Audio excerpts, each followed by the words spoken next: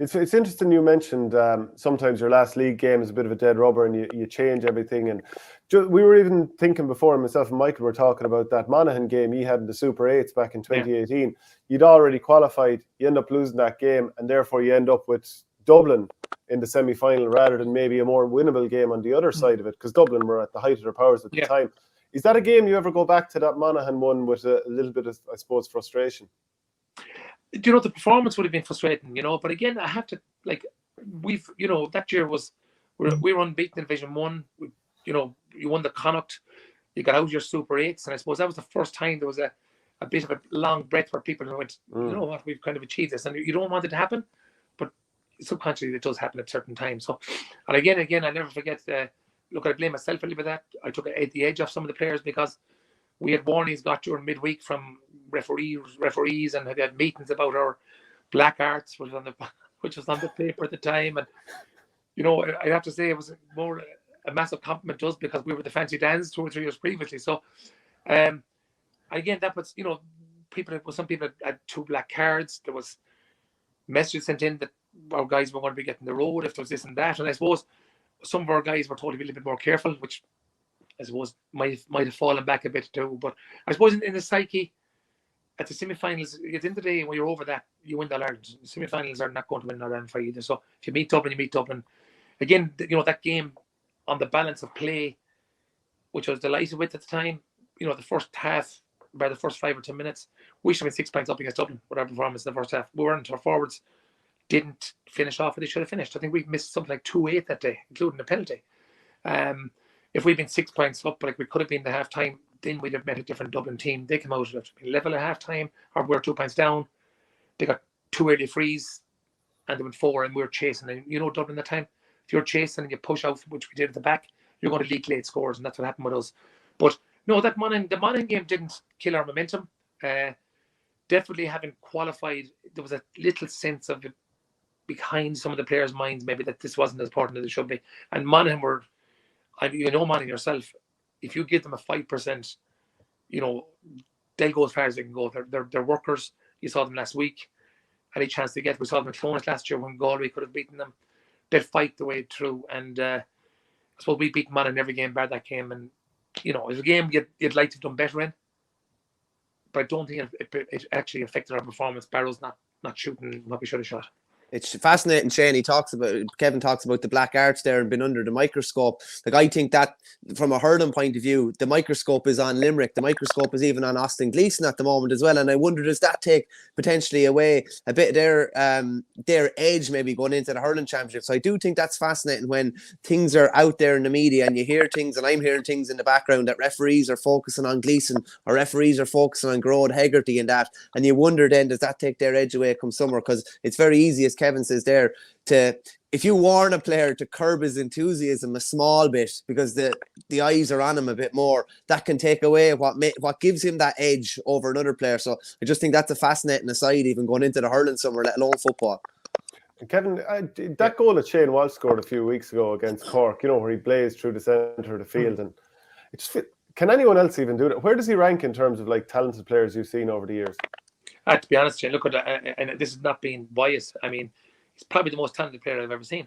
He can do that all day. I mean, if the goal against Clare, the pass, I don't know if you saw it, the pass he gave on the run at full speed was just phenomenal. It was just, I don't think there's too many players that can actually do any of that. I suppose where does the balance come in that? When you go in the trenches, where does that really good player come? When those areas are taken away, like I spoke about space early on, we're talking about the road coach stuff. When you take someone down on lane 1 and lane 5, do you see those goals happen? You never will. So where's the plan B if you're taking the wrong areas? Or if you're double teamed, where's your next plan? So, that's, I suppose, something for Shane as well, is when those spaces don't open up, where do I go now to impact the game? So in the growth coaching, we talk about, the maximum time you're on the ball is a minute. Max out of 80. So how do you impact the game for the other 79? Is it your runs you make? Is it getting free by using your own opponent? Is it, if you're being dogged by an opponent, how do you sort that out? All those things, because you will be dogged at a higher level. But that's why I say about the Cork game, for me, it was so naive on the Cork side, the best players like that will open you up all day. So again, that's where Cork have to come to. Cork have to get this edge. You spoke about an edge there, Michael. They have to get the edge, but the edge just doesn't come by standing out the edge of the field, Mark. You've got to be in the right space to carry out that edge as well. So otherwise, you're isolated and you don't have what I would call help defense on your left and right. So if that's that open, it's a 1v1. And if your hip is broken if you get one step past your hip, there's no recovery. So how do you pull that hip back even a half a yard to keep your hip on his next step? It was a high level of coaching that people have got to understand when you've overstepped a half a yard that you're gone. So in the low area open areas, and that happens, those super players like that, with super talented players, will kill you all day. So you need to bring them into what I call the ugly zone. People say take them out of the comfort zone. That's too easy to say that. I say bring them into the ugly zone. How does he or anybody else perform when the ugly zone is put at you? And I suppose that's up to the other teams to make that happen with the likes of Shane Walsh or those talented players. Big fan of the ugly zone, Kevin. Yeah. When you lack talent, you have to try. I used to always be trying to take lads down to my level. The ugly zone is a good spot if you can get them into it.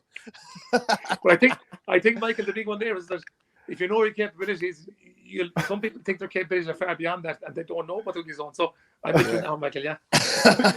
I can't help but have two questions on the back of that, Kevin. Number one is, what would you tell a talented player to do about getting dogged? Because sometimes the player lashes out and they get sent off. Or in the case of Shane McGuigan against Roscommon a few weeks ago, he didn't even do anything and he ends up getting a second card and getting sent off.